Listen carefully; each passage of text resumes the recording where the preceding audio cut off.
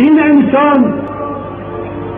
برای رسیدن به هدف همه جور وسیله را توجیه می‌کند، گیر به استخدام می‌گیرد، شرف و انسانیت را